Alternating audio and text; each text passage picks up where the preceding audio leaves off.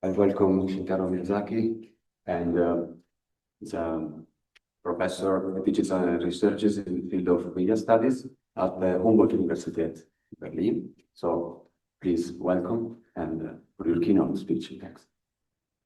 Yeah, thank you for the invitation. Thank you for coming early Saturday morning to the talk. Yeah, I'm very much looking forward. Yeah, I was, as you know, yesterday I was here already checking out the exhibition a little bit downstairs, and so I'm very happy to be here and also contribute. Yeah, I want to talk about computation for all, or about becoming common and unknowable. This is a project I'm working on now. It's a book it's going to get published in German first with the title Endosymbiotic Computation. So I didn't put this into the title, but of the talk, but this is like the background. And I'm also trying to translate it into English. Yeah, I begin with a quite broad perspective. It's also, you can read maybe online already, it's in the abstract, by articulating something very apparent nowadays, namely that the world is facing multiple crises and which demand new modes of living together. Humans, machines, and environments intertwined as an ever-becoming network of resonating realities. Endosymbiotic computation is one such vision, which imagines a world where computers, organisms, and technologies operate as a cooperative, self-sustaining system organized around the directive to follow the living and the collectives of the smallest units. I will explain that later on.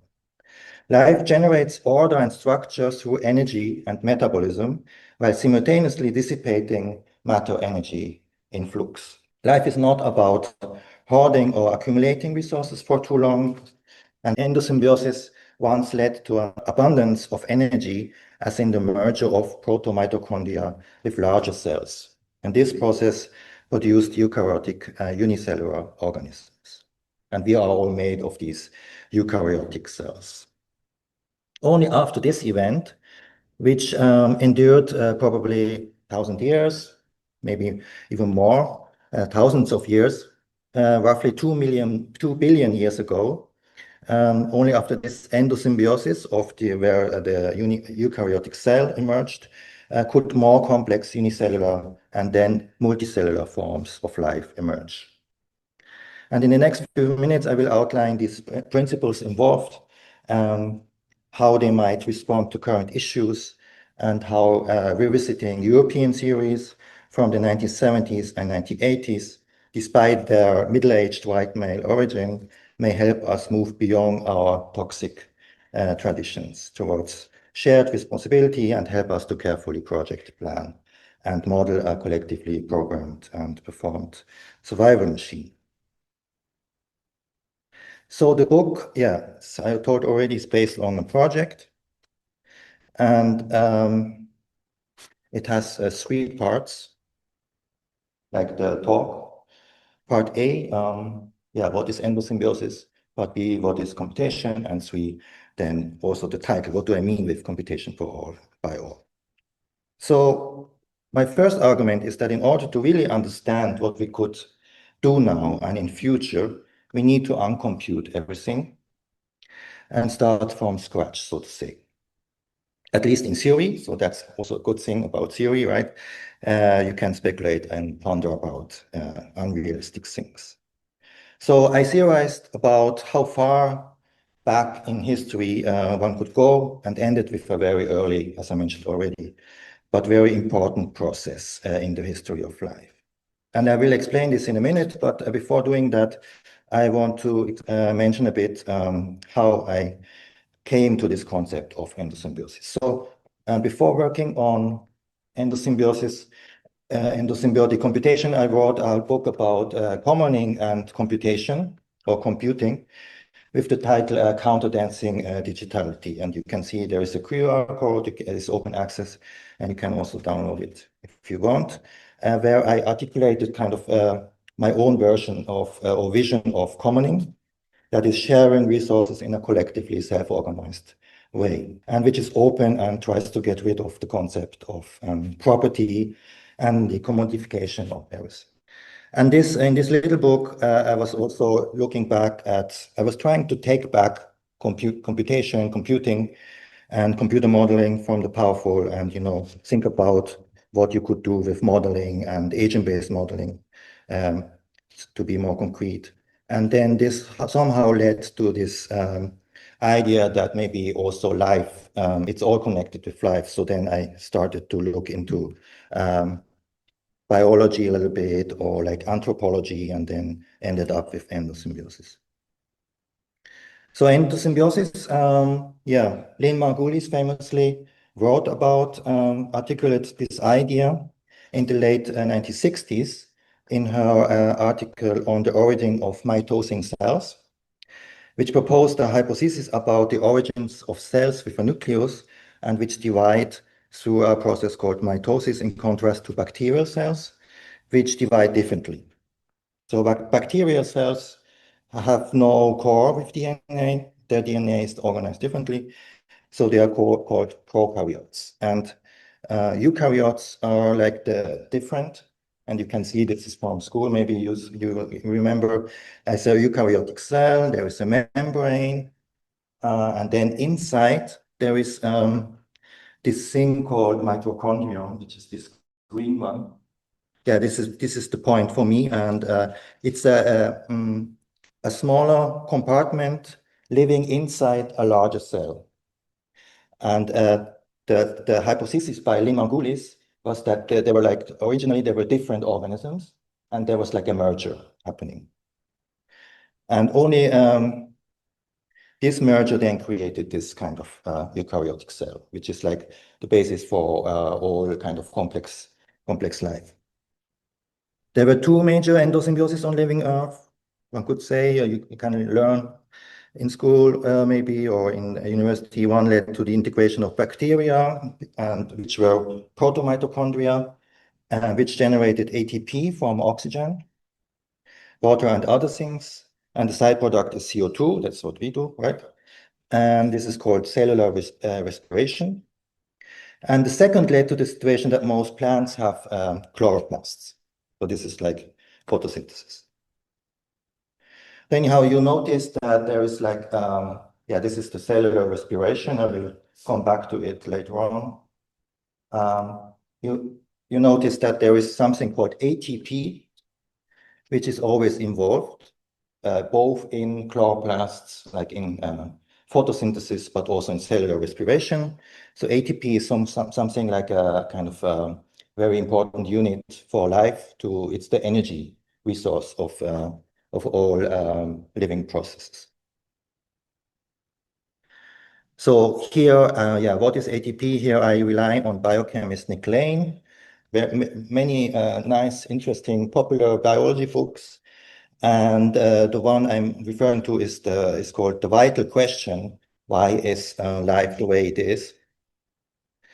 And there he writes, I quote, "ATP powers a change from one stable state to another, like flipping a switch from up to down. In the case of a protein, the switch is from one stable conformation to another. And to flip it back again requires another ATP. So because it's difficult to imagine, and we have nowadays, advanced means to visualize. So this is like a visualization from Wikimedia, I think. I found about ATP. So ATP, you need to imagine, is wobbling around all the time. It's very small, and we have many of these molecules in our bodies, not only one. And you can see now soon one of the processes it's involved. So it's in all kinds of processes involved, but this one is, you will see soon, is the replication of DNA. This is very important, right, for all the cellular mechanisms. So here you can see this enzyme, helicase, DNA helicase, which is a so-called motor protein that separates the DNA strands. So there are two double helix DNA strands, and it separates these strands so that it can copy later on. And you can see there's these there are two ATP molecules needed to trigger this machine that it moves. So on a more sub-level, you need to imagine these are like chemical energy processes, and then this makes the machine move a bit. Okay, this machine moves. There are different versions in different animals and different organisms, but it moves usually between 10 to 200 times a second. So it's like a very low sound, and it's very fast. Just that you have an imagination of the speed. So let me explain the cellular respiration where the ATP is coming from in cellular, like in animal cells. So there is a process called electron transport chain is involved.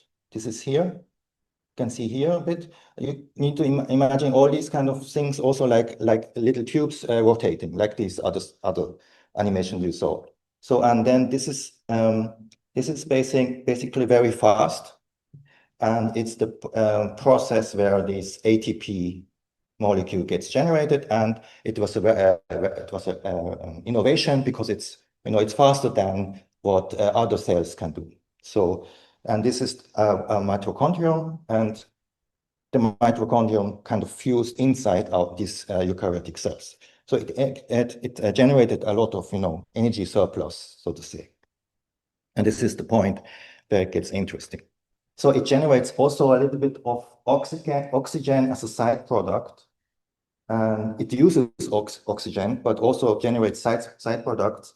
And these side products are, of course, toxic because oxygen usually is, makes the reaction very fast, and it can cause mutations. So that's why there is also mitochondrion. Still, the mitochondrion has its own genome because it needs to kind of save this process. So the mitochondrion, all in our case, in the animals, we get like our mitochondrion DNA from our mothers. So there's like a whole kind of genealogy, and the genome is different from the other genome. So these are two different genomes. And if there is oxygen in the mitochondrion genome or close to the mitochondrion genome, this is not good because it will destroy the mechanism of this important machine. So that's why, and this happens when ATP is stuck in the machinery. So the ATP or the machinery is stuck. So that means the machine needs to always run. That's that point I want to arrive at. So it needs to get rid of the ATP. So it cannot store. It's not good to store the ATP because then it will generate toxic substances, and it will be bad for the whole process. So, and this is what this kind of strange entanglement you could call, like, as a humanities person, I would call this kind of as a dispositif, like from Foucault. So if a dispositif, as Foucault described it at the end of the 1970s, consists of interconnected procedures, rules, and formations that respond to an emergency that is a dangerous state to be averted and becomes particularly powerful when it's based on micro-political processes, then wouldn't the procedure of formation that enables and regulates and conditions the eukaryotic life also be considered as kind of heterogeneous elements of an evolutionarily developed, a living biological dispositif that operates at the micro, if not nano level? So eukaryotic life emerged 2 billion years ago in context of mitochondria, and their endosymbiosis with larger cells was triggered by the emergency to avoid overproduction, as I tried to explain, and the necessity to dissolve the surplus, to get rid of the ATP. Over the course of evolution, this resulted in a strange integrate dispositif with the following characteristics. It's a bit like a repetition, but the surplus of ATP and cell respiration was linked with its rapid and efficient distribution thus sharing, which became advantageous and vital. And this led to further symbiotic situations, since these kind of other processes or cells also could use the ATP, because the ATP is a very important resource. So this was this kind of get rid of the ATP enabled this kind of cellular commoning, maybe you could say. And on the opposite, the hoarding, accumulation, and storage of ATP, on the other hand, led to disadvantages. The congestion blockages create side effects in the mitochondrial structure that must be avoided as they cause mutations in its DNA. And furthermore, in the eukaryotic dispositif, the smaller parts, the mitochondria, have the control. So maybe go back here. So this is the whole cell, right? And the mitochondria, there are these green ones, and usually there are like more than hundreds of them inside one cell. So for example, like a liver cell has up to 2,000 in each cell. And the heart muscle cell, for example, has like 5,000 to 8,000 mitochondria. And it's very interesting. So there's a lot of stuff you could also research with this kind of topic. And they also move inside the cell, the mitochondria. So they're really sort of independent still. And importantly, they trigger so-called cell death. So cell death is very important to prevent cancer, things like cancer, for example. Because if the cells, they do not die and they grow too much, this is then also generating cancer. And so on. There also this kind of cell death is also related to embryo development, because it kind of triggers the points where the development happens and where at which part not. And all is coming from these little cells, which were bacteria originally, and they found a way inside the cell. So when I mean endosymbiosis, I mean this kind of eukaryotic cellular structure. So this is, so far about endosymbiosis. And here you can see what I kind of imagine, like these kind of nested structures, like, little parts inside small parts, which are still small enough that they can also group together to have like a larger, compartment. So the compartmentation is still important. You need these kind of, borders, but they need to be somehow open, and they need to, dissipate things and not closed, of course.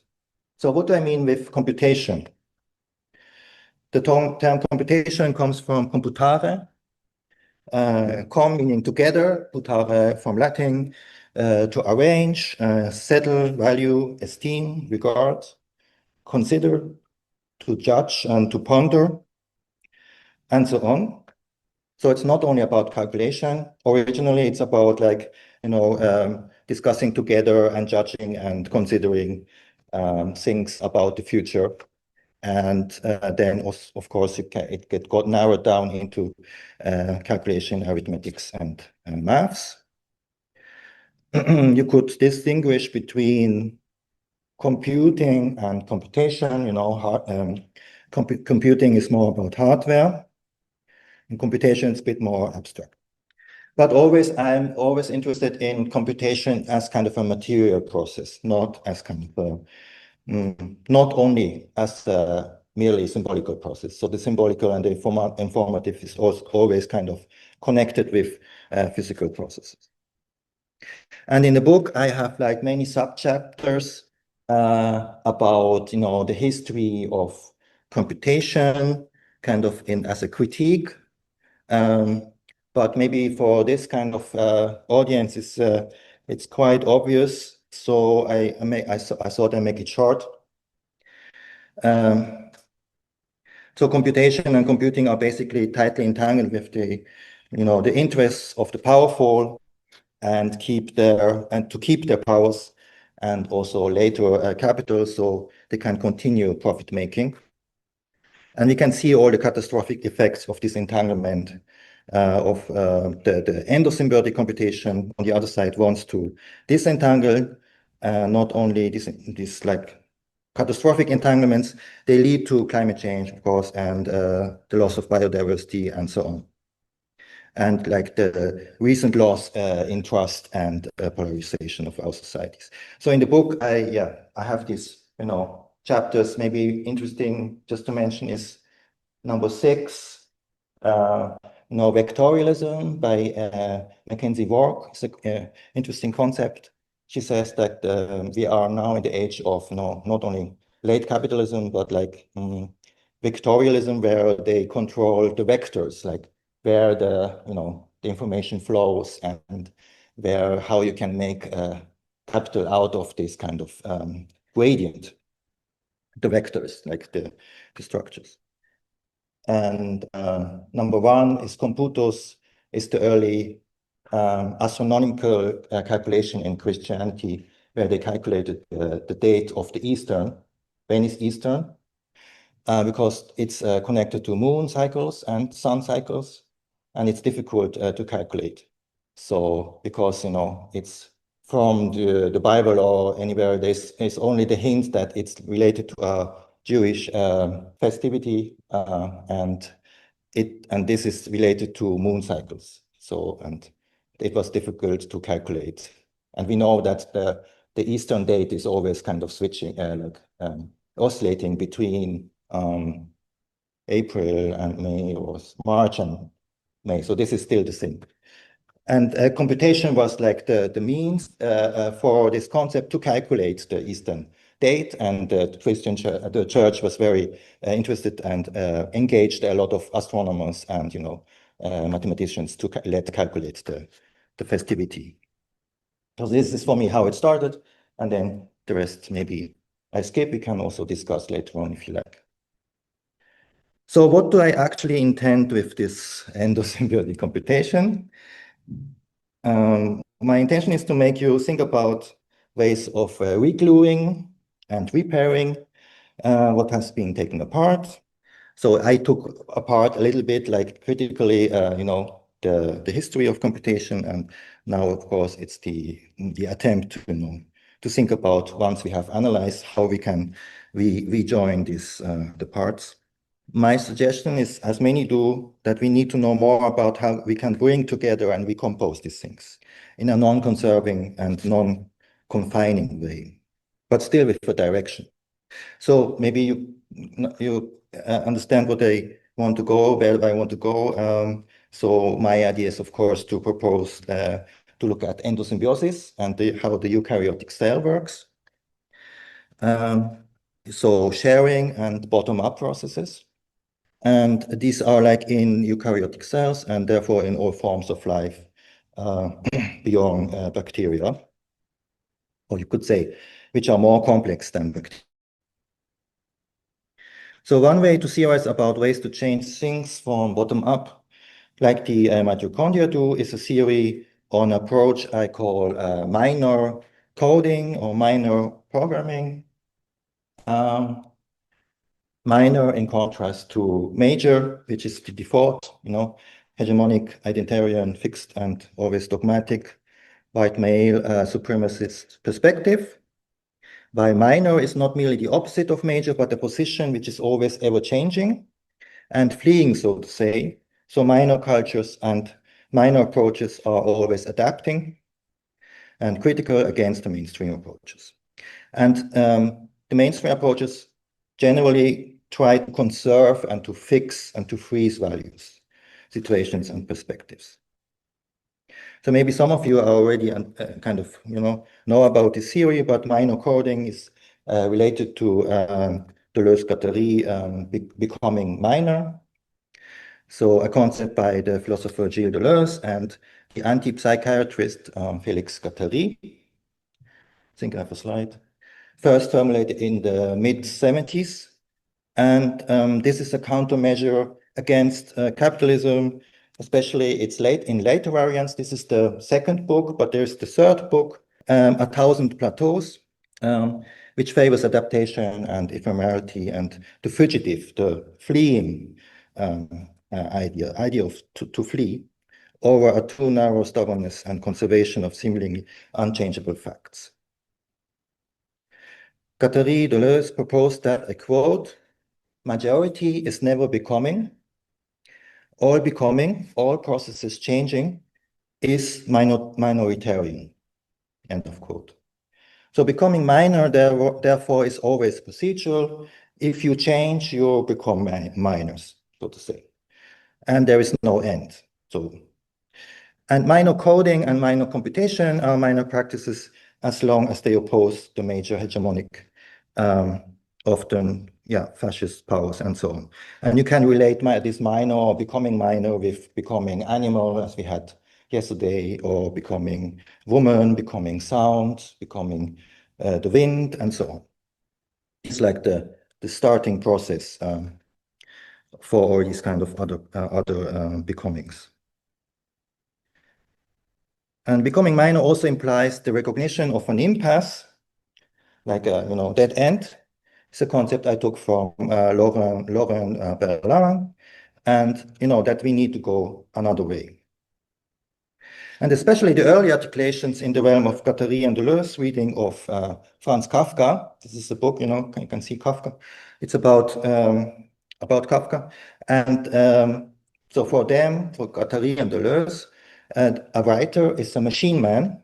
And since the dawn of the personal computer, you could think about more kinds of writer machines. The hacker, the coder, the programmer, and so on. So this is from the 70s. So there was no, hacking involved, but you can extrapolate or you can, adapt this kind of theory to now with, this is my idea. So minor literature can become minor media or minor computation and so on. And why is this interesting? Because, in Kafka, Kafka uses kind of a major language like German, to dismantle the legal and bureaucratic, for example, system in the process, the trial.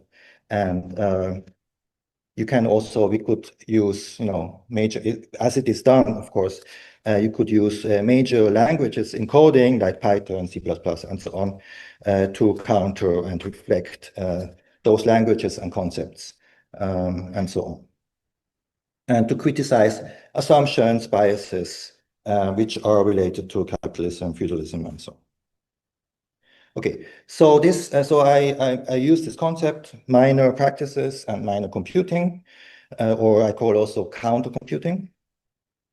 And then, so the next step is, of course, the question is like, what are kind of examples for this?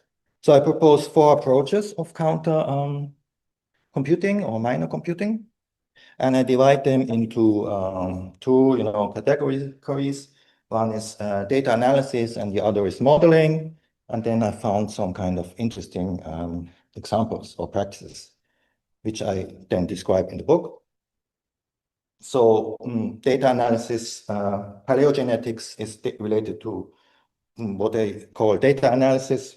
It's a lot of statistics, but then to then generate new insights. Then also same with agent-based modeling and companion modeling.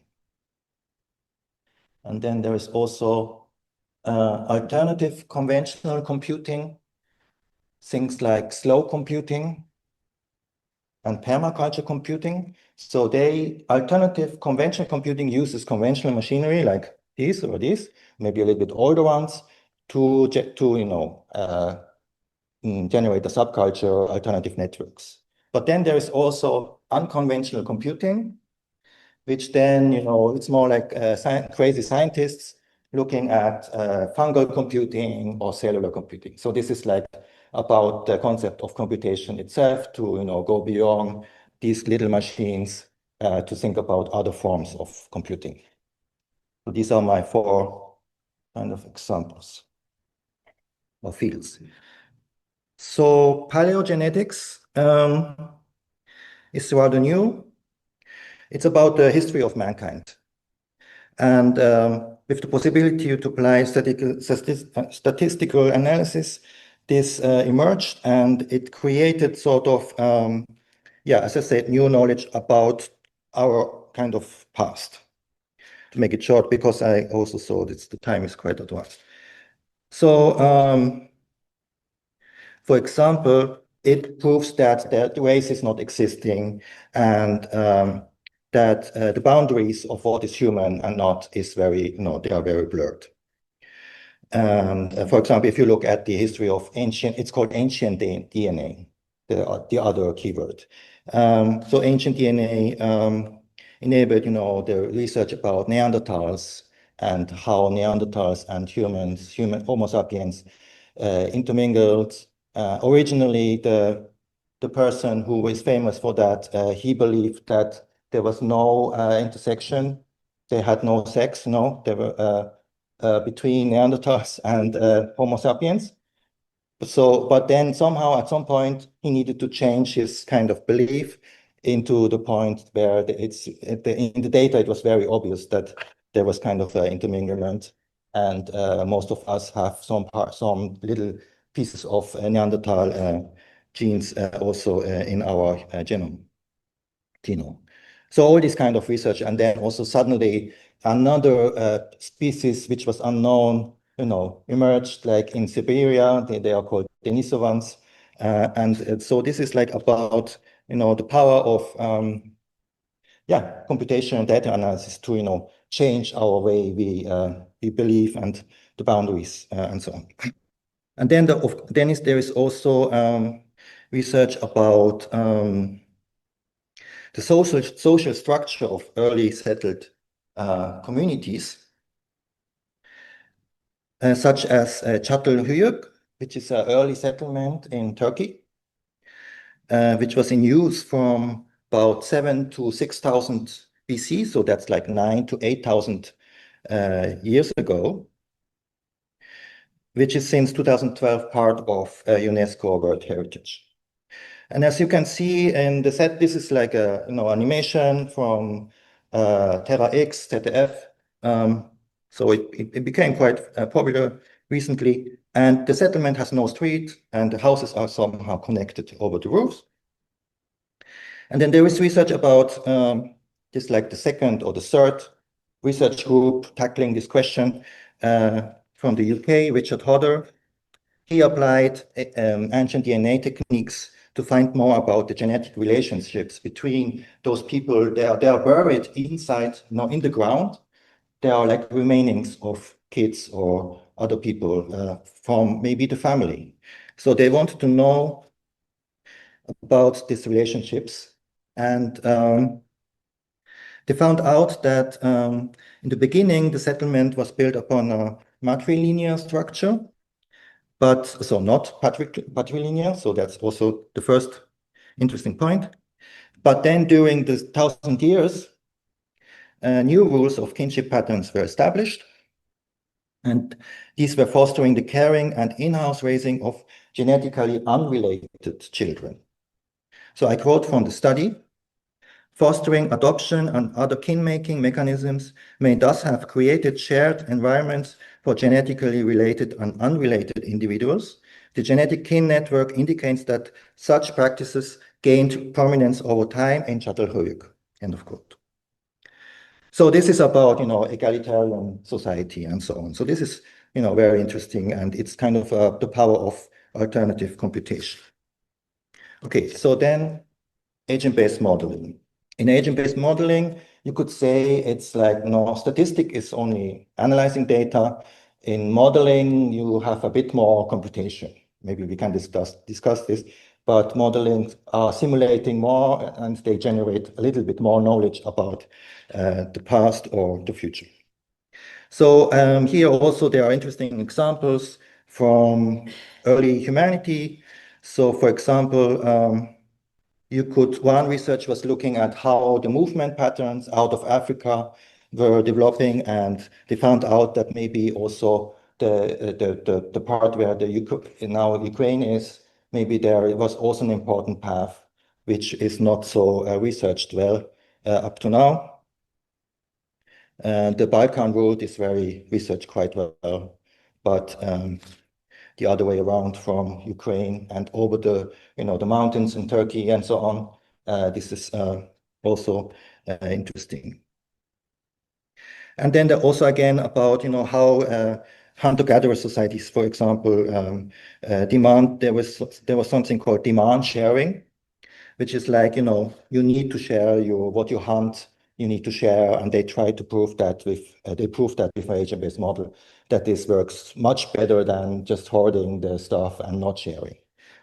And even that people who are, so to say, non-producers, like, children and post-productive adults, they also, this kind of society or system can support these people. And it doesn't matter when people are lazy or people can't work, because if you share enough, then this is not a problem.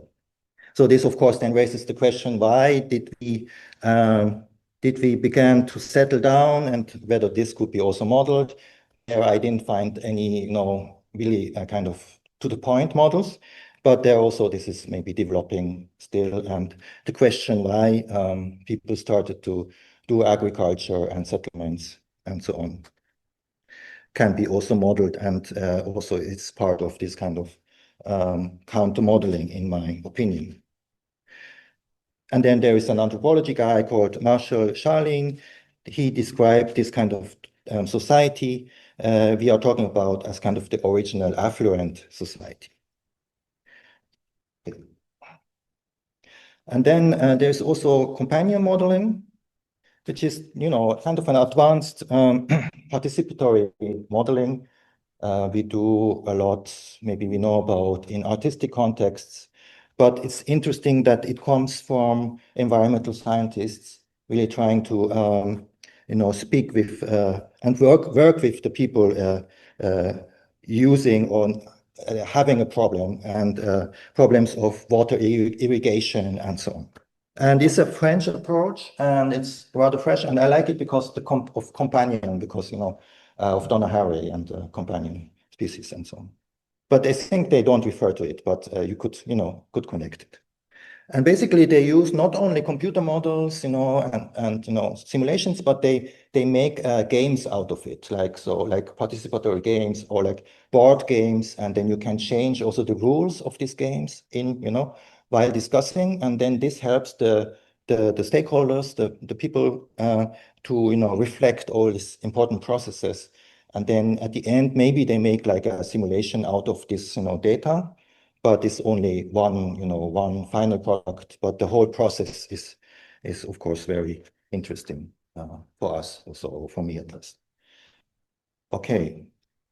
Then there is like also conventional computing I mentioned earlier, and this is just another QR code for a series of conversations I had with people from, this is like leading to a journal where it's about counter computing. So about, not about slow computing, but about, for example, permaculture computing and minimal computing. But the problem here is that they are like small networks, and the question is how we can, scale these small networks, alternative networks, into something bigger. So then this is still not solved. And on the other hand, these kind of the scientists they have this look into the past or into other fields. And of course, the question is how we can combine this all together. But I don't know, so I leave it open. Yeah, and then finally, unconventional computing. So conventional computing is based on binary electronics and sequences and so on. And unconventional computing tries to open the box again and, think from scratch about quantum physical processes, thermodynamics, molecular, biological, and microphysical processes.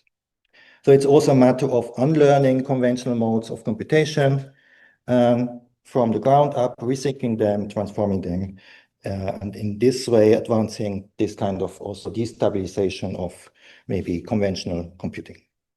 And here, cellular computing, for example, is very interesting, and this connects to endosymbiosis, right? So cellular computing involves the measurement and modeling of and engineering of real cellular processes. And the cellular, there's one subchapter in this book. It's like 700 pages, but there are all these kind of computing forms, cellular computing, slime computing, and so on. And cellular computing, I quote, "The hope in using biological cells as computing devices is, firstly, to ultimately go beyond complexity and fabrication limits currently encountered with traditional silicon circuits." So this sounds a bit like innovation. Second, to embed computing capabilities into living organisms for autonomous therapeutic and diagnostic applications, so a bit more down to earth. Third, to realize integrated biological sensing applications that use living organisms such as plants and bacteria as intelligent sensors.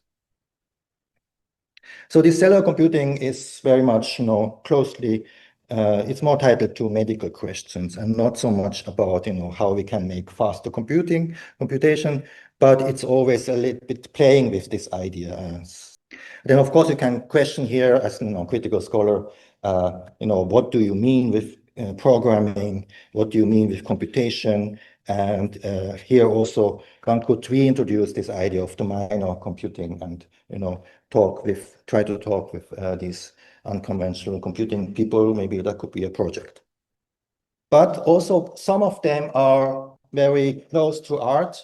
So this guy, Andrew Adamski, he's the editor of this collection. He now is doing fungal machines, fungal computing, maybe you heard of. It's quite popular. And he already says, it's too slow, it's not useful, but it's interesting.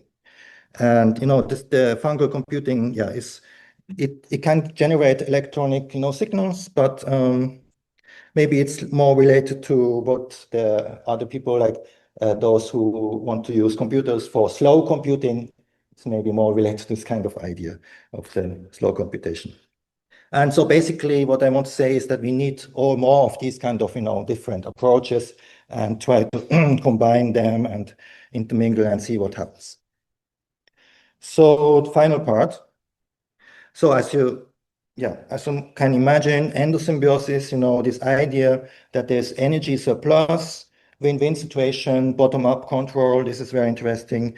And this maybe is something you could always consider when doing these kind of alternative computations.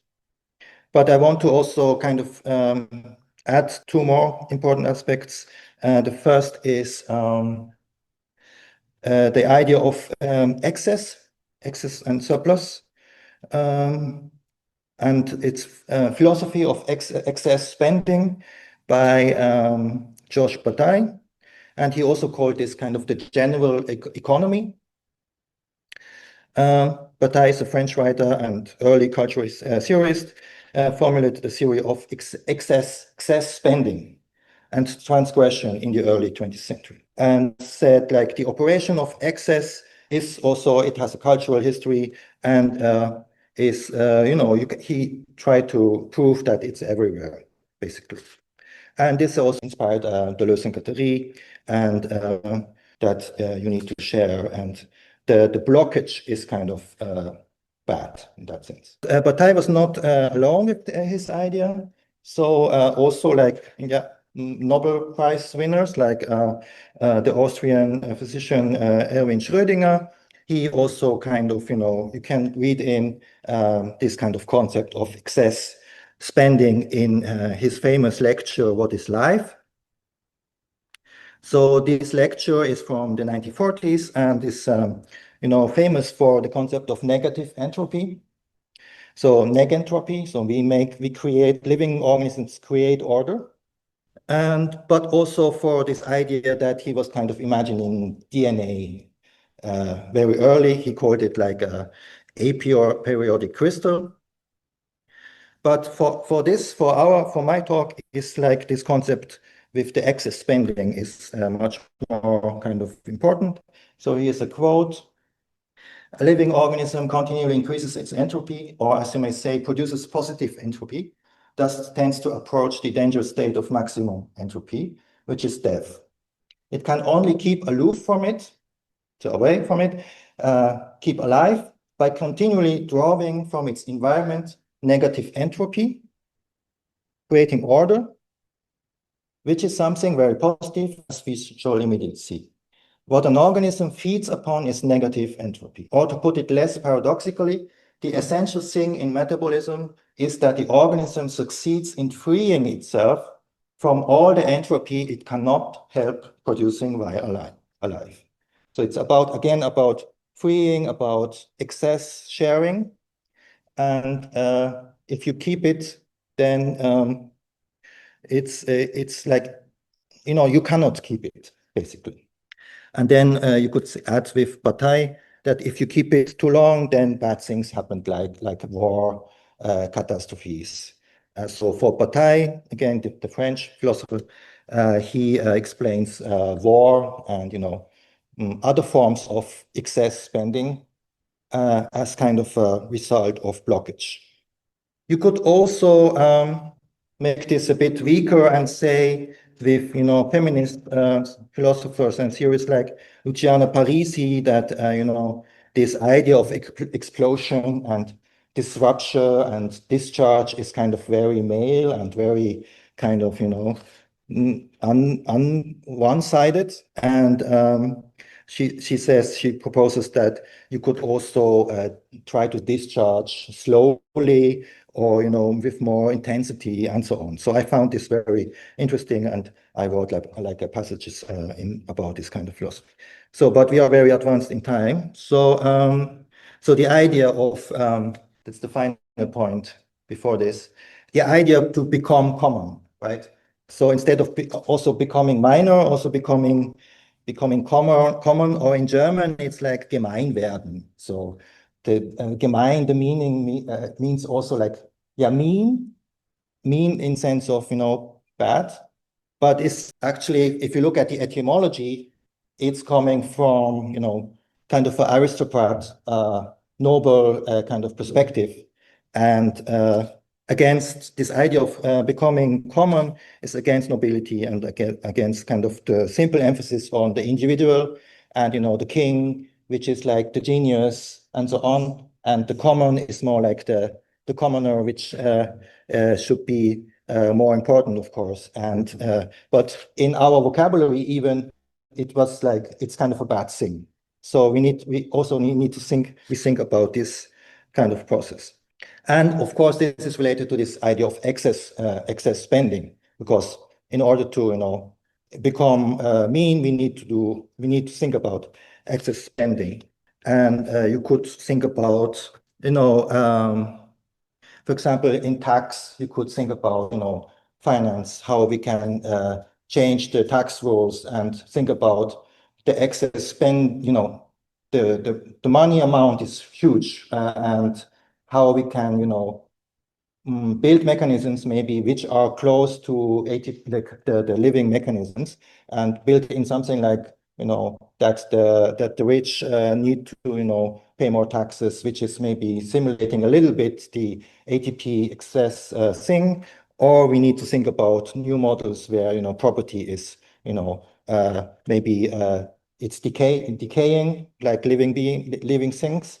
So money has kind of a timestamp, and maybe you can spend only within 1 year or something like that, and you will need to spend it all, and you need to spend it also to the environment if you have money, and so on. So this is all related to this kind of modeling idea of the endosymbiotic computation. And so my idea is to propose this model from living organisms also for our planet. Of course, it's like a little bit crazy idea, but like to think about means to how we could enable this kind of endosymbiotic processes, how we could guide them and create other rules. So let me end with a quote from Lynn Margulis. You remember she is the one who came up with the endosymbiosis in the 1960s.